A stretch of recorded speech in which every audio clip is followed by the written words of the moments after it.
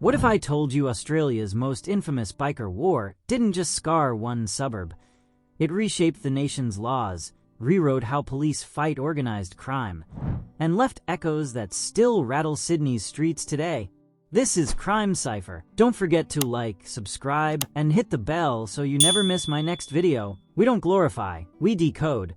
Tonight, from Milperra's daylight massacre, to airport bloodshed, to the encrypted phones that betrayed entire networks.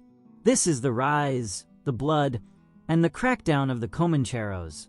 Every story you're about to hear is grounded in evidence, trial records, and lived events. Behind the headlines are lives cut short, families broken, and communities scarred. So buckle in, this isn't folklore, this is fact. Chapter 1. Father's Day, 1984. It was Father's Day. A quiet Sunday in suburban Sydney. Families browsed a swap meet, kids ran between cars, and the air felt safe. Until it wasn't. People had no idea that two heavily armed biker clubs were converging on the same car park, each determined to make a point, each certain the other wouldn't dare to escalate. Two rival biker clubs arrived within minutes. The first shouts were warnings, then silence, and then chaos. Shots cracked, screams erupted, people scattered for cover. Witnesses later described it as a war zone in a shopping mall. When the smoke cleared, 7 men were dead. A 14-year-old girl lay dying. Police officers who arrived later said they could hardly believe what they were seeing. Bodies on the asphalt, bikes toppled, and families trembling behind cars.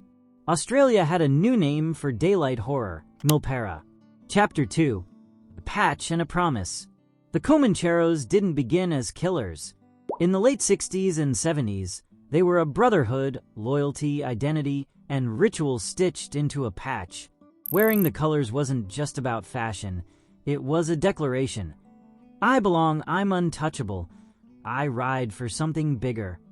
Clubhouses were sanctuaries. Runs were sacred. Brothers swore oaths that family sometimes couldn't match. A man might lose his job, his home, even his freedom, but he'd keep his patch. It became both shield and burden. But behind the pageantry lay infrastructure. Men, bikes, cash, safe houses. And infrastructure can serve more than parades. It can build pipelines for power. As the decades rolled on, what started as mateship began to harden into an economy. Brotherhood blurred into business, and business often meant crime. Chapter 3. The Split. Like most wars, the Milperra bloodbath began with pride and grievance. A breakaway faction was born. What looked like a leadership struggle was really about survival, territory, and which story of the Comancheros would live on. To the outside world, it was just Bikie's fighting. But inside the Brotherhood, it was about honor, betrayal, and a refusal to kneel. Rivalry spread across Sydney like a chemical spill. Allegiances shifted, clubhouses fortified, the air grew heavy with paranoia. And on Father's Day, the city saw what happens when rival crests collide in daylight. The split wasn't just organizational, it was cultural. It asked every man, are you a Comanchero or are you an enemy? There was no neutral ground. Chapter 4. After Milperra, the massacre shocked a nation.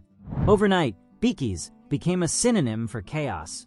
Lawmakers who had previously dismissed clubs as rowdy suddenly realized they were dealing with paramilitary organizations. Within weeks, new firearm restrictions were debated, and task forces were granted broader reach. Police raided with new urgency. Entire clubhouses were stormed, properties seized, families interrogated, but for every door kicked down, another meeting was already taking place in a different part of the city. Communities learned that fear stains a postcode long after the blood is washed away. Neighbors began whispering about who was patched. The Comanchero name became both a badge of terror and, perversely, a magnet for recruitment. Chapter 5. Public violence returns. Years later, Australia watched another nightmare unfold, this time inside Sydney Airport. Cameras caught it all, rival members clashing in a crowded terminal, metal bollards swinging, travelers screaming as they fled in panic. It was brutal, chaotic, and impossible to ignore. One man was beaten to death on the floor in front of arrival boards. Families arriving from flights shielded their children's eyes. Airline staff froze in shock, unable to intervene.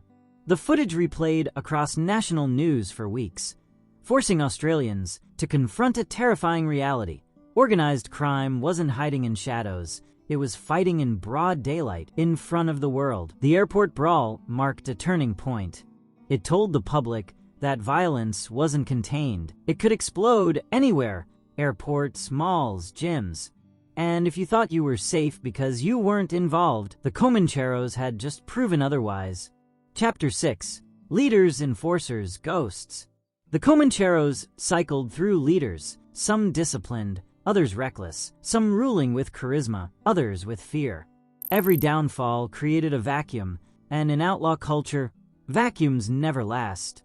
Some leaders tried to modernize, structuring the club like a corporation, introducing hierarchies and communication systems.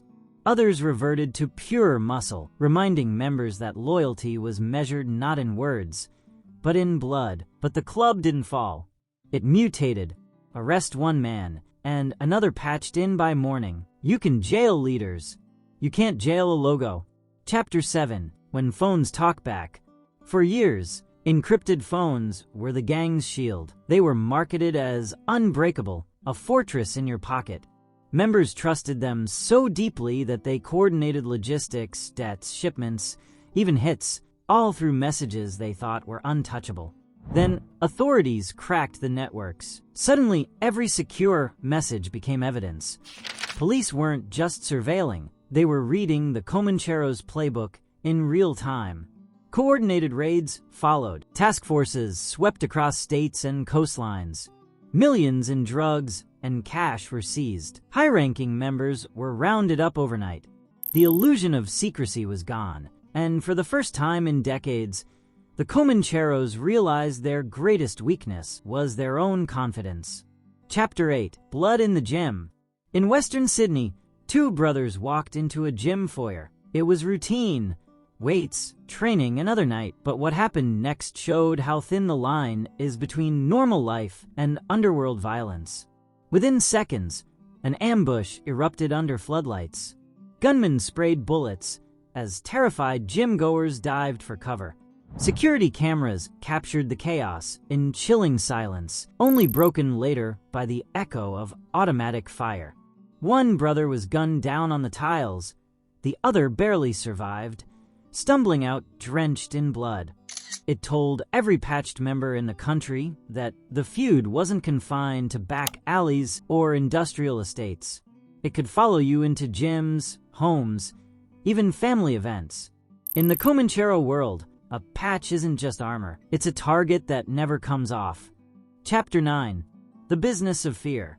The Comancheros' empire was built on economics, not chaos. Fear was currency, and intimidation was the banking system. Businesses were taxed under the guise of protection. Rivals were extorted. Debts weren't settled with lawyers. They were settled with fists, blades, or bullets. Drugs formed the backbone of cash flow: meth, cocaine, ecstasy. But smuggling wasn't just about narcotics. Guns, stolen cars, counterfeit goods, even human trafficking became part of the machinery. If something moved through the shadows, there was a chance a Comanchero had touched it. But greed breeds weakness. A single shipment lost could spark paranoia.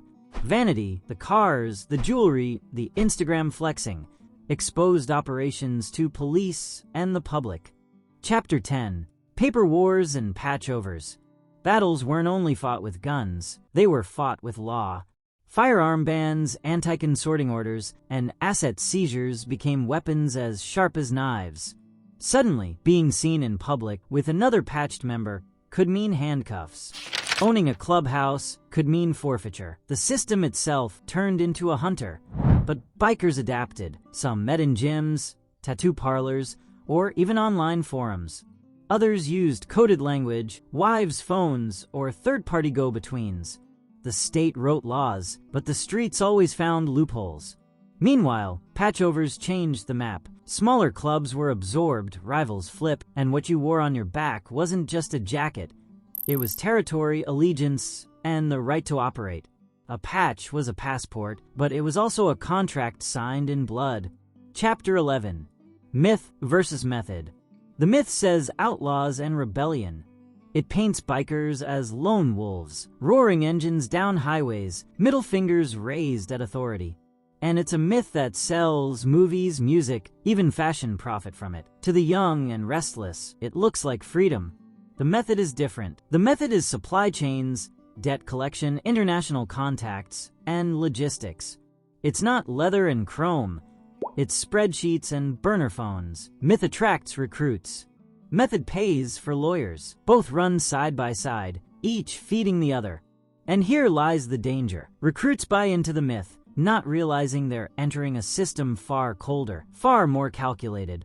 The Comancheros are not campfire rebels. They're an economy, and economies crush those who misunderstand the rules. Chapter 12. The Long Squeeze. Enforcement didn't topple the Comancheros overnight. It strangled them slowly. Presidents were jailed, logistics chains cut, bank accounts frozen. Every year, task forces became more sophisticated, using surveillance, cyber teams, and financial audits to map the network. Distance didn't save exiled leaders either. Some fled overseas to escape the heat, running chapters from Dubai, Spain, or Southeast Asia. But deportations and border alerts brought them back in handcuffs. For some, the moment their plane touched down in Sydney wasn't freedom, it was arrest. The so-called fall wasn't one big collapse. It was death by 1,000 cuts. Each raid shaved off resources. Each conviction chipped at morale. Each encrypted phone crack left men paranoid. The Comancheros didn't disappear. They were forced to evolve, shedding skin after skin, always calculating how to outlast the squeeze. Chapter 13. Why the story persists. If this were only about men in leather, the story would have ended long ago. But it's really about how power moves through cities. Who controls the streets, who collects debts, who decides which businesses open and which close. That hunger for control doesn't vanish. It just finds new uniforms. Even now, engines gather at night, clubhouses hum, and new recruits repeat old oaths. Young men still crave identity, brotherhood, and fearlessness. For them, the Comanchero name carries weight, echoing decades of defiance, blood, and infamy. The cycle continues because belonging still sells. For every raid, another recruit knocks on a clubhouse door. For every president jailed, another lines up to take the throne. Myth, method, and memory keep the wheels turning. And as long as those engines start, the story refuses to die. Milperra taught Australia that rivalries can arrive like storms, sudden, violent, unforgettable. The airport proved public spaces aren't immune, no matter how secure they seem. The gym reminded us violence doesn't need shadows. It can strike under bright lights, in front of cameras. And the crackdown showed something deeper, that patience, coordination, and paper laws can carve further than bullets. That institutions, when determined, can outlast outlaws. The question is never if the state responds. It's how long it takes, and how much blood is spilled first. This is Crime Cipher. Every clue unlocks a darker truth. If you value stories built on facts, not spectacle, subscribe, tap the bell, and comment Father's Day below. Your insights help shape our next investigation. A Milperra deep dive, an airport timeline, or the encrypted sting that taught phones to confess. The last image I'll leave you with isn't a gavel or a gun. It's a row of bikes idling under streetlights, chrome glowing like small suns. Helmets on, engines roar, the line rolls. Power used to mean making noise. Now it means moving unseen. If you want more stories where myth meets reality, hit subscribe, drop a comment with your take, and join us as we decode the underworld, one cipher at a time.